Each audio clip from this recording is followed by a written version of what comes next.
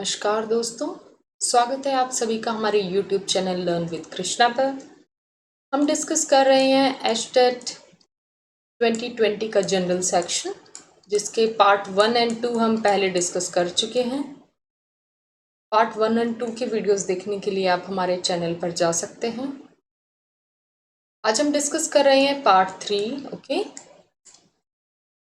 Part 3 में आते हैं 3 चीज़ें, जो कि quant, reasoning and Haryana GK and awareness. तीनों 10-10 मार्क्स का होता है, मीन्स 1 मार्क्स पर ईच क्वेश्चन, 10-10 क्वेश्चन। ठीक है, चलिए शुरुआत की जाए आज के पहले क्वेश्चन की।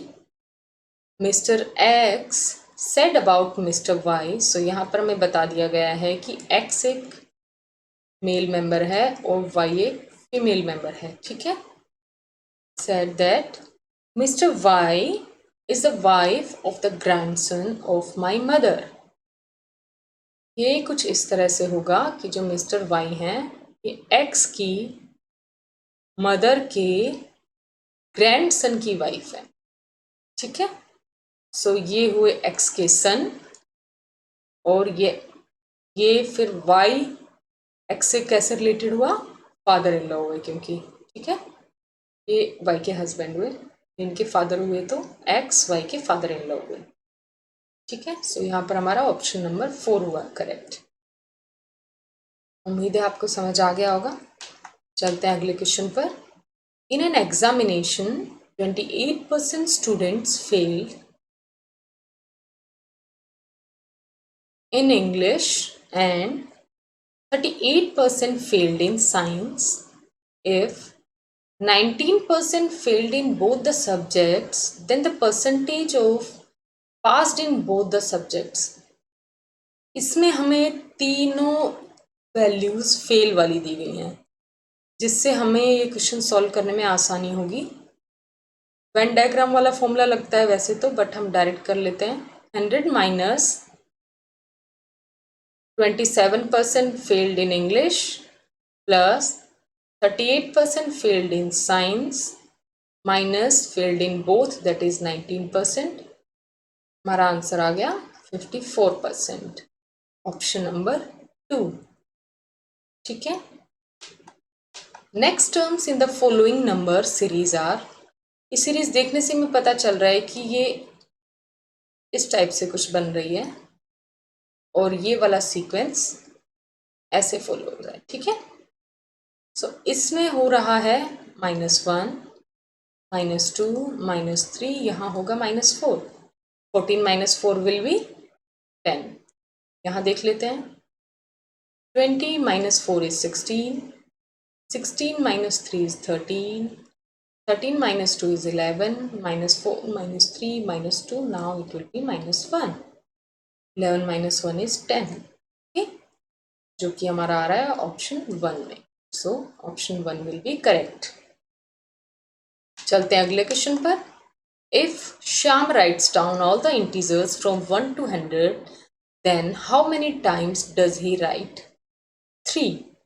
इसका आंसर हो जाएगा 64। सो इसका आंसर हो जाएगा ऑप्शन नंबर 3, 20 टाइम्स। क्वेश्चन पर चलते हैं। A man rows upstream 13 kilometers, downstream 28 kilometers, taking 5 hours each time. So 13 kilometres upstream हुआ, सो अपस्ट्रीम की स्पीड आ जाएगी डिस्टेंस पर यूनिट टाइम पर 5 आवर्स। डाउनस्ट्रीम की आ जाएगी 28 divided by 5 kilometre per hour, ये भी किलोमीटर पर आवर हो जाएगा। ठीक है, so our answer will be 28 means downwards minus upward speed divided by 2, जो कि आ जाएगा 1.5 किलोमीटर पर आवर। ठीक है, थोड़ी सी कैलकुलेशन है, आप कर सकते हैं इसको। मैंने बेसिक इसका फॉर्मूला आपको समझा दिया है कैसे होगा ये। Radii of 2 cylinders are in the ratio of 2:3 and इनकी हाइट गिवन है, रेशियो हमें इनकी वॉल्यूम्स का रेशियो बताना है, ठीक है। तो इनकी वॉल्यूम्स का रेशियो आ जाएगा 20:27, ठीक है। अगले क्वेश्चन पर चल लेते हैं। Man is performing yoga with his head down and legs up, his face is towards the west. चलिए इसको थोड़ा सा ड्रॉ कर लेते हैं। मैन का फेस वेस्ट की साइड है, फेस इस साइड है, and with his head down, ठीक है।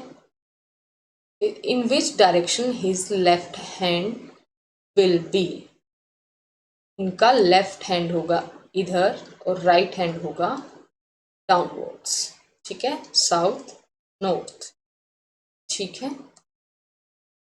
So our correct answer will be option number 1। अगले क्वेश्चन पर चला जाए। That is 68। In how many years will a sum of 800 become now 926? Sum का फॉर्मूला पता है आपको, PRT/100 में डायरेक्ट वैल्यूज पुट करके निकाला जा सकता है ये, ठीक है। इसका करेक्ट आंसर हो जाएगा 1.5 years, ठीक है। ये PR हाफ ईयरली है, ये हाफ हो जाएगा वहाँ पर, ठीक है। टाइम हाफ है हमारा यहाँ पर, और समय 926, ठीक है। सो कर सकते हैं इसको, छोटी सी कैलकुलेशन होगी। Answer will be option number 2। चलते हैं अगले क्वेश्चन पर। After 5 years, father's age will be 3 times of his son's age. 5 years ago, father's age was 7 times of his son's age. Present age बतानी है फादर की। ये question as it is 2019 में आया हुआ है, ठीक है। ऑप्शन पुट करके देख सकते हैं। जब हम 40 पुट करेंगे तो आज से 5 साल बाद फादर की एज हो जाएगी 45, और सन की एज जो कि 1/3 होगा फादर की एज का, ठीक है, he will be 15, I think. Yes, 15. 5 years ago, तो फादर की एज 5 years ago हो जाएगी 35, और सन की एज जो कि इसका 1/7 होगा, he will be 5। दोनों कंडीशंस फॉलो हो रही हैं, so option 1 will be right. X मान के भी कर सकते हैं उसको, इजी है वो। Find the wrong terms in the following series. ये क्वेश्चन भी एज इट इज 29 में आया हुआ है बच्चों। देखते हैं, सॉल्व कर लेते हैं। पहले हम फर्स्ट लेटर को ही उठा लेते हैं, इनका गैप देख लेते हैं। 1 + 4 इज 5, 5 + 4 इज 9, 9 + 4 शुड बी 13, यहाँ पे गलती है। 13 + 4 विल बी 17, ठीक है, यहाँ पे मिस्टेक है। सो 15 LS will be our answer here, okay. 71 देख लेते हैं अब हम। ये क्वेश्चन भी एज इट इज 29 में आया हुआ है। पता नहीं क्यों ये काफ़ी क्वेश्चन कॉपी हुए हैं इस बार। Selling price of 6 pence is equal to the cost price of 8 pence, then the profit loss percentage बताना है हमें इसमें। अगर हम यहाँ पर CP 1 पेन का X मानते हैं तो 8 पेन का कितना हो जाएगा 8X। हमें यह बताया गया है कि selling price of 6 pence is equal to cost price of 8 pence, so selling price of 6 pence will be 8X। 1 pen का कितना हो जाएगा divided by 6, so formula put कर देंगे, profit is equals to SP - CP/100। इसे calculate करके हमारी value आ जाएगी 33 1/3%। Option 4 will be right here, ठीक है। How many independent meaningful words can wordless be divided into without changing the order of letters, ठीक है। सो 3 ही बनते हैं इसमें, ही, आर्ट एंड लेस, ठीक है। हम यहाँ लिख भी देते हैं, समझने में आसानी रहेगी, क्योंकि यहाँ हमें कहा गया है कि without changing the order and using each letter only once, ठीक है। सो यहाँ पर 3 ही बनते हैं, ऑप्शन नंबर 3। अगले क्वेश्चन पर चला जाए, पॉपुलेशन से रिलेटेड है।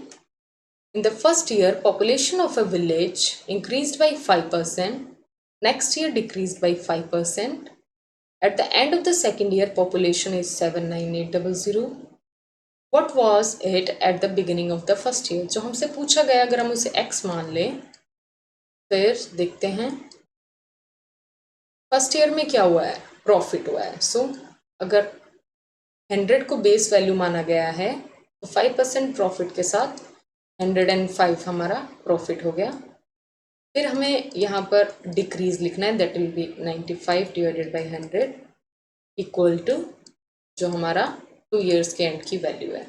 ठीक है, ये यहाँ पर सिचुएशन बन गई है। सो एक्स की वैल्यू इसे कैलकुलेट करने पर आ जाएगी 80,000, ऑप्शन नंबर 3। चलते हैं अगले क्वेश्चन पर, दैट इज 74। ये डायरेक्शन से रिलेटेड है। डायरेक्शन से रिलेटेड 2 क्वेश्चन लगभग आ ही जाते हैं हर बार, इसकी तैयारी अच्छे से होनी चाहिए। ठीक है, स्टार्ट करते हैं। इनिशियल पोजीशन यहाँ होती है, Kamal walks 10 kilometres towards north. यहाँ से कमल इस साइड गया 10 kilometres. Then from there he walk 6 metre towards south. यहाँ से साउथ में आ गया। अब यहाँ है उनकी position. Then he walks 3 metres towards east. यहाँ से 3 मीटर ईस्ट में चला। अब ये उनकी पोजीशन है कमल की, यहाँ कमल है। Okay, in which direction is he with reference to his starting point. Starting point ये था, तो इसके रेफरेंस में ये कौन सी डायरेक्शन है? ये है नॉर्थ ईस्ट। सो डायरेक्शन हुआ north east direction, that is option number 3। ठीक है बच्चों, चला जाए अगले क्वेश्चन पर। इसका स्क्वायर रूट हमें बताना है। पहले इसको कैलकुलेट कर लेते हैं। इसको मान लेते हैं a और इसको मान लेते हैं हम b। हमें गिवन है a⁴ minus b⁴ upon a square minus b square. इसको हम a4 minus b4 will be a plus b a minus b, that will be a square b स्क्वायर a square minus square. Upon में है divide, denominator में है a square minus b square, ये cut जाएगा। यहाँ आ जाएगा a square plus b square. ठीक है, a और b की वैल्यू पुट कर देंगे हम। सो वो हो जाएंगी हमारी 49 डिवाइडेड बाई 16 स्क्वायर कैलकुलेट करने के बाद। Next one will be 49 divided by 9। इसका हम स्क्वायर रूट लगा देंगे। पहले हम इसे कैलकुलेट कर लेते हैं। It will be 49 into 9 plus ये 9 है यहाँ पर 49 इंटू 16 डिवाइडेड बाई 16 इंटू 9। इसे कैलकुलेट करने की जरूरत नहीं है, स्क्वायर रूट में अपने आप ही कट जाएगा। सो यहाँ पर आ जाएगा 49, इससे कॉमन ले लिया जाएगा। सो 9 प्लस 16 डिवाइडेड बाई, इन दोनों को स्क्वायर रूट से निकाल देंगे 4 इंटू 3। इसको स्क्वायर रूट में भी रखना है, इसका कैलकुलेशन नहीं हुआ है। देखते हैं आगे इसका कैलकुलेशन भी। 49 का स्क्वायर रूट हो जाएगा 7, 16 प्लस 9 इज 25, 25 का स्क्वायर रूट हुआ 5 अपॉन 4 इंटू 3, तो ये हुआ 35 अपॉन 12, जिसे कैलकुलेट करने पर हमारी वैल्यू आ गई 211/12, ऑप्शन नंबर 1। ठीक है बच्चों, समझ आ गया होगा। चलते हैं अगले क्वेश्चन पर। 2 taps A and B would fill a tank completely in 30 and 36 minutes respectively. ठीक है, both taps being open, find when the tap A must be turned off so that the tank must be filled in 18 minutes. 18 minutes क्या है? Total time है जब तक tank fill होगा। ठीक है, सो हम यहाँ जो हमसे पूछा गया है वही हम x मान लेते हैं। Find when the tap A must be turned off. So tap A must be turned off after x minutes. So B ने कितनी देर काम किया?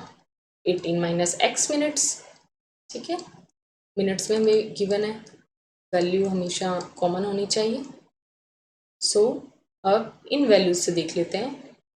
1 minute work for A will be 1/30 and for B it will be 1/36। ठीक है, अब देखते हैं, अपनी सिचुएशन में इसको लगाते हैं। सिंस स्टार्टिंग की कुछ देर ए और बी दोनों ने काम किया। कितनी देर काम किया? x मिनट्स, क्योंकि x मिनट के बाद ए को बंद कर दिया गया है। ठीक है, अब x मिनट के बाद अकेले b ने काम किया। b ने कितनी देर काम किया? 18 minus x, that is 18 minus x upon 24।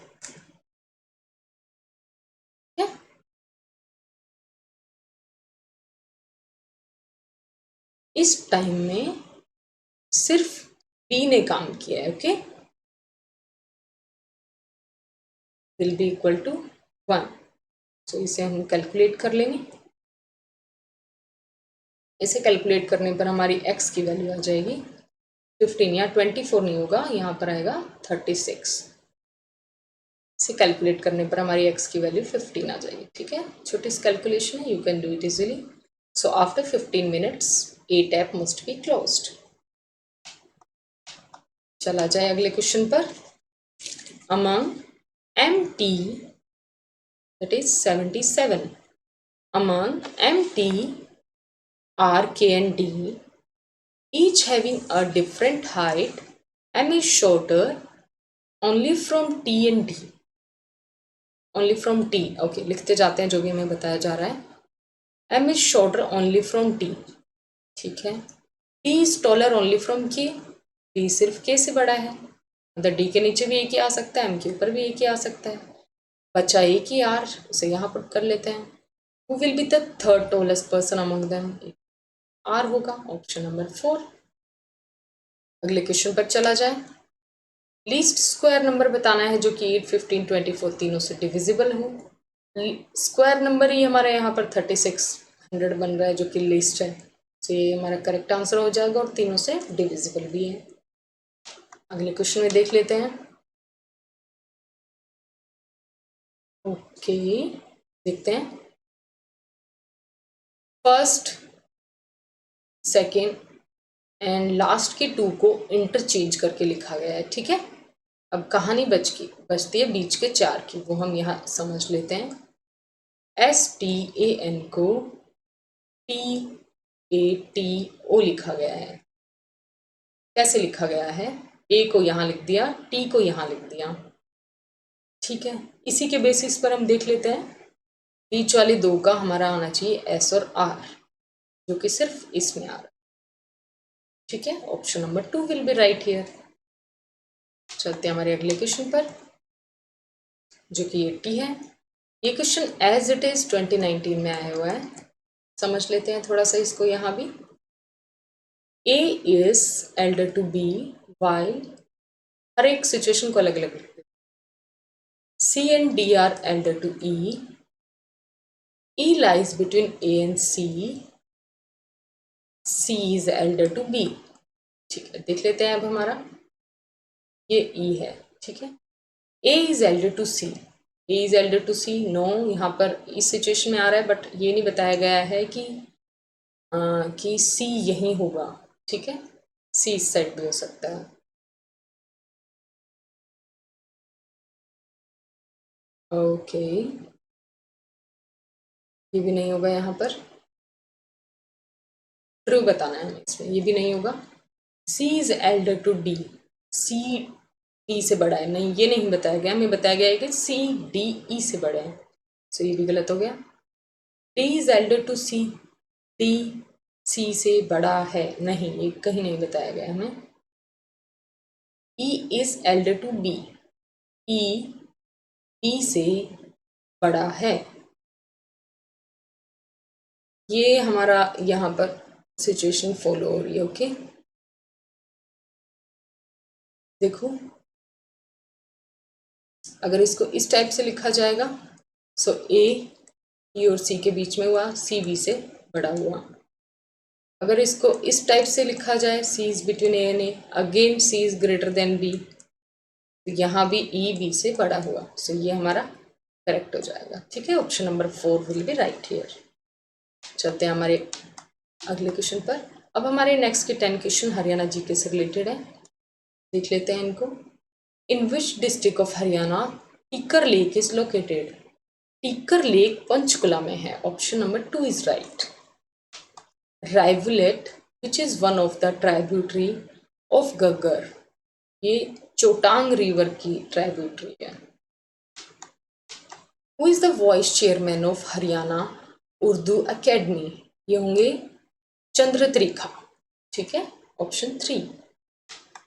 Which city has its ancient name as Kannauj? ये होगा महेंद्रगढ़। ये क्वेश्चन हरियाणा एसएससी के काफ़ी क्वेश्चंस में पूछा गया है। The award is given by the Haryana government to the gold medal winner in Commonwealth Games.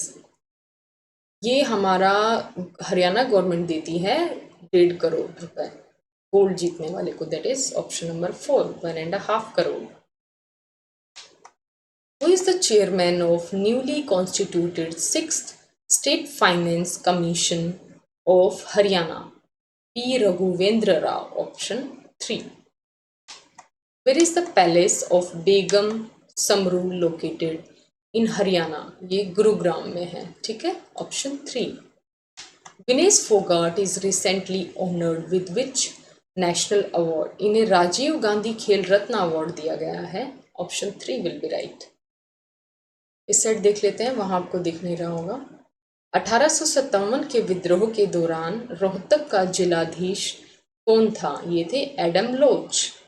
Option number 3 will be right. Haryana Vidhan Sabha जो कि अक्टूबर 2019 के चुनाव के बाद गठित की गई थी, ये कौन सी विधानसभा थी? ये थी 14वीं विधानसभा। So option number 3 will be right. ठीक है, ओके, थैंक यू।